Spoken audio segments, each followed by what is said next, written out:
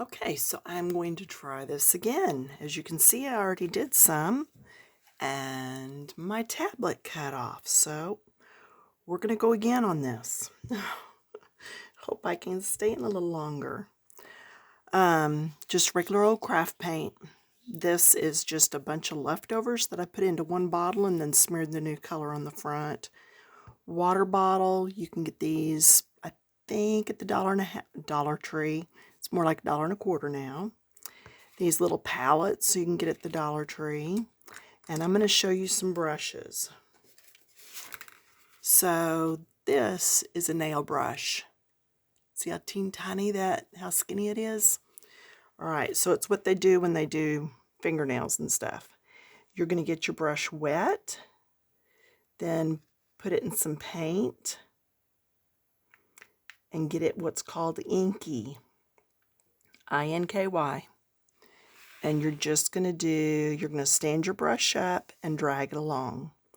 If you smush your brush down, this is what happens. Okay? So the thing that this brush is good for, and you can get these from AliExpress.com. It's A-L-I Express. What this is good for is when we do like those water bubbles and stuff like that, and we want a smooth line, or we want to highlight, something like that. That's when we're going to be using this brush.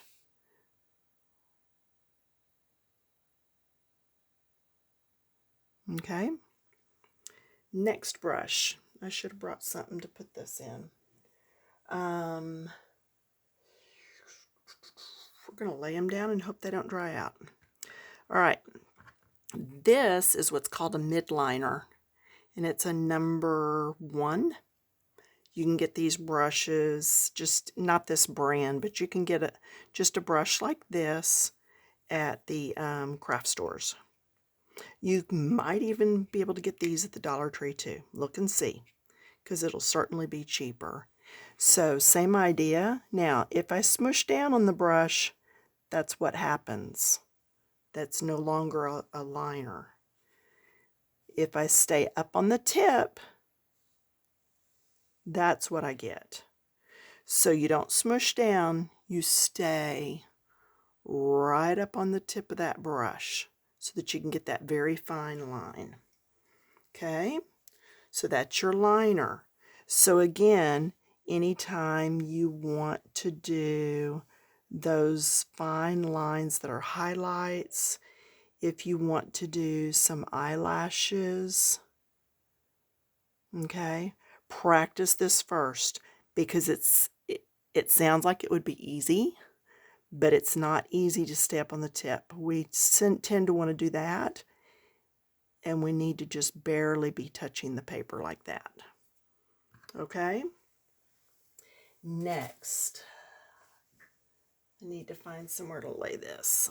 Okay, lay these brushes over here on this. Next, I had done dots. And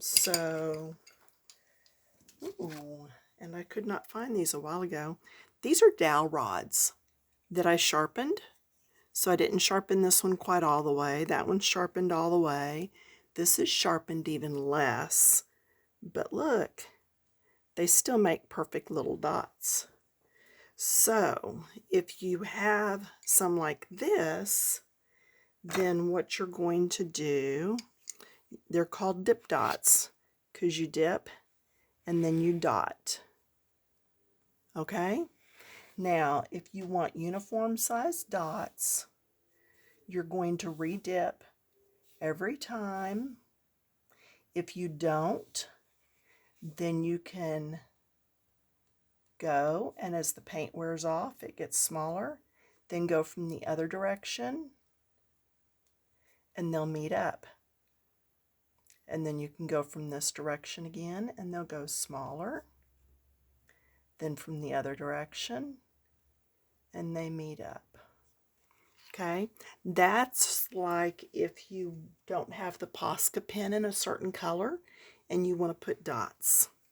Okay, so that's the daughters, or They're also called stylus, and they come in a variety of sizes and all that stuff. Okay, this is a rake. See how it looks like it's had a thinner taken to it, thinning scissors? Notice I've gotten these brushes all wet first. I'm going to come in, and then I'm going to make sure the bristles are separated. And here's your grass. Start at the bottom and come up. Don't go straight. Go in some different directions. Okay, so maybe a dark green. Wait till that dries. Then come back in with a lighter green and do some more over the top, going in different directions. Okay, so that's for in your book too. You can do that in your coloring books. Just be sure that your paper is thick enough to take this. Now this is where it cut out a while ago, so we're going to see if the video keeps going. This is a fan brush. Okay, I'm going to get it wet. This doesn't have to be as soupy or as inky as before. Now I'm going to see if I can do this upside down. I love using this brush for trees. So normally I would come this way to me. So I'm going to come this way to y'all, and I'm going to stay on the back bristle. I'm supposedly making a straight line. Okay, then I'm going to start on one edge and come down. Then I'm going to pounce back and forth, and then see how I'm slowly rolling the brush over. Now imagine that in green. And then come back with a second shade of green. Do some more, and then a little bit of white. You've got your Christmas tree. Okay, next brush. This is going to be dry brushing. For dry brushing, they come in all different sizes. Okay, they are very, very stiff. When you get them the first time, wet them. Then let them dry because they've got fixative in them. All these brushes have fixative in them, or they should. So wet them the first time and let them dry. These brushes come to a point. This is how much I've used this one. That point is completely gone. When you're dry brushing, you are going to load up your brush, and then you're going to wipe it all off on a paper towel. You heard me. Wipe it off. Then you're going to go over to your picture, and you're going to start very softly.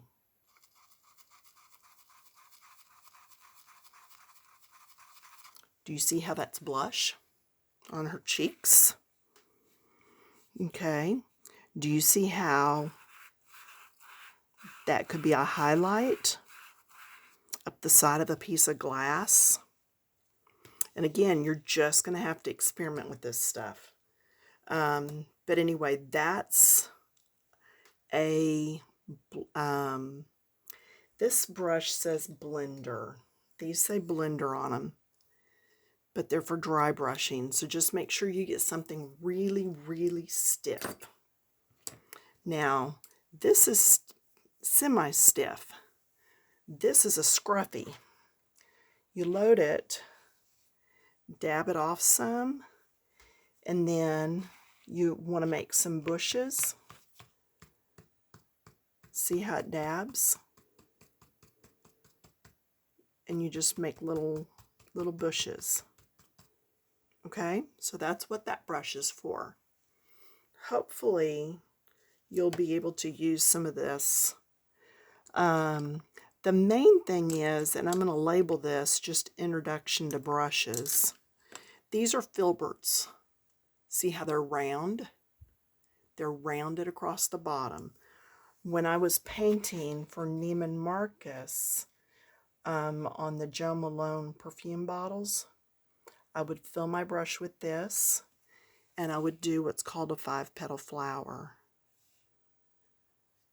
And I would do this on the perfume bottles, and then come back with a dot of a different color and put the dots in the middle. Then use this same brush with green and do the same thing and make some green leaves. So again, that is loaded. Then you're going to smush and then turn while you're lifting. Okay? And if you get that little thing on there and you don't like that, do it again and turn the other direction. Turn while you lift. I tell people we're going to walk the dog, but we're going to walk him quick. See, that one's perfect. I didn't get that little bit on it.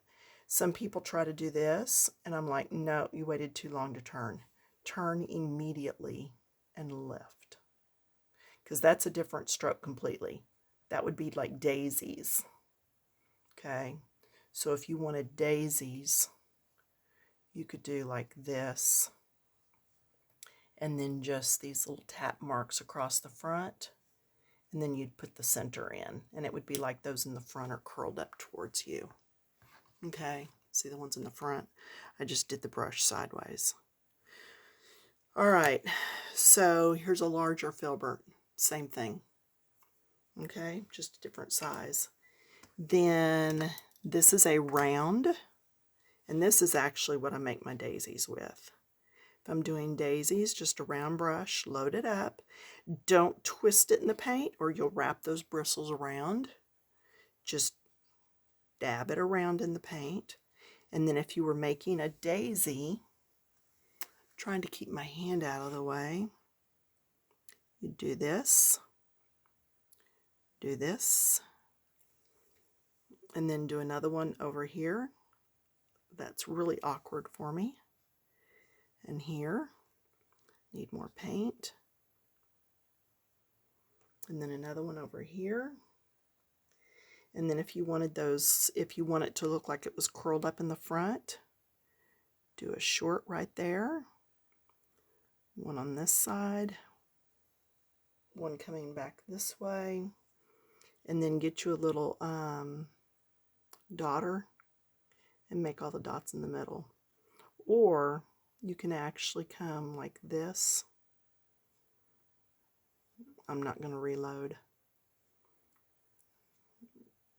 And then put your dots in the middle. Okay? And those come in different sizes too. Now, this is an angle. We call this the toe, and this is the heel, because if you're up on a pair of high heels, this is a dagger. Do you see the difference? Okay? Angle, dagger. I use the dagger when I'm making ribbon. I use the angles when I'm floating. Okay? You fill the whole thing with water, and you can see it is just now starting to suck up some of the water. All right? You squeeze the water out of the toe of the brush. So now the water's not as much in the toe. I'm going to put that there. Then on a piece of scratch paper, actually on a piece of wax paper or something slick. Come on, we've been keeping all these little envelopes and stuff. Okay, not something slick right here. We're going to use this. You're going to blend back and forth.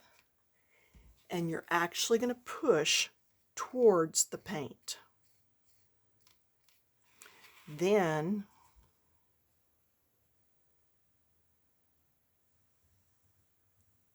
now, where would I use this in a coloring book? Anywhere that I want to go around something and then have it fade out. Don't do a float that big on a brush this little. It's actually easier to float on the bigger brush. Okay, so you can back that up and watch that again.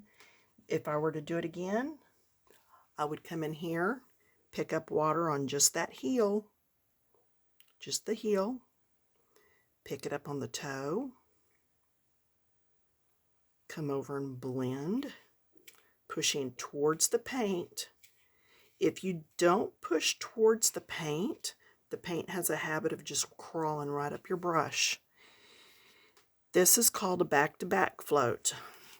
When you've floated there, and then you're going to come float down the other side. And if I run out of paint, I can flip the brush over, go back the other direction, and use the paint that's off the other side.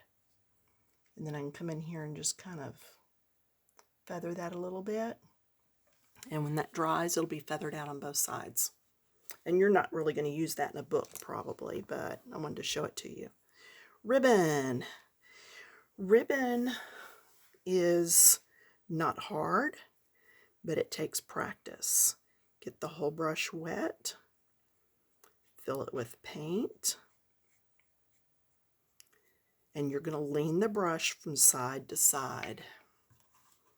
Okay, I got a chunk of paint on there. Get off, get off. There we go.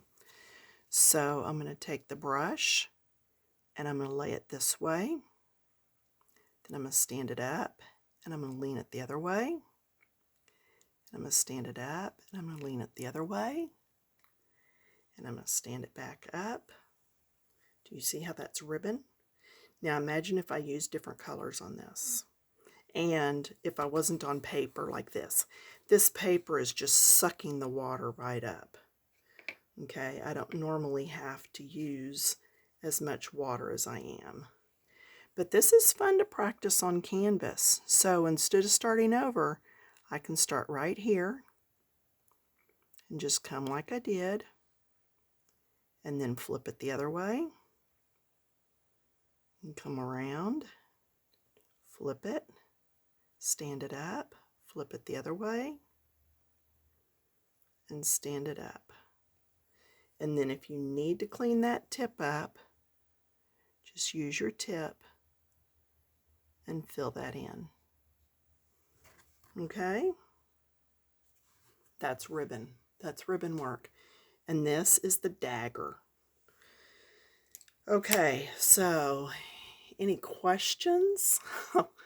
That's a lot on brushes, but that's the basic brushes that I use when I'm painting.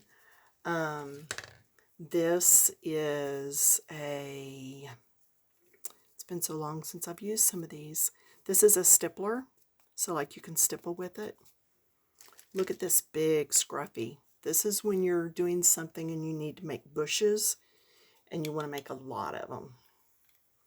This is another kind of rake, but it's not going to give you as natural looking as that rake did. Okay, this is what's called a deer foot, and it's a little bit angled. Can you see how it's angled? But it's stiff, so it's good for making bushes, greenery, shrubbery, anything like that. I have a whole collection of brushes. These are the ones that I keep handy. I sold like 300 used ones on eBay right after the first lockdown with COVID, when I knew I was not going to be teaching anymore. So anyway, see, this I believe is a mop. This is the soft grip pencils or brushes. They have this white on them right here. Yeah, this is a mop. So it's very soft. You do not get it wet. And when you're painting, if like you needed to blend that, you could come in and just softly blend with the mop. So in review, we did not get the mop wet before we used it. We did not get the scruffy wet before we used it. We did not get the dry brush wet before we used it. And see, there's still some paint that's showing up in that dry brush. So I would use that on like cheeks and stuff, or clouds in a background, things like that.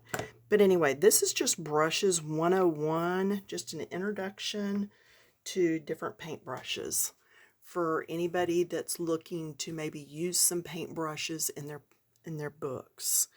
But anyway, that's it. That's all I got. Looks like I finally fixed the tablet because it didn't turn off.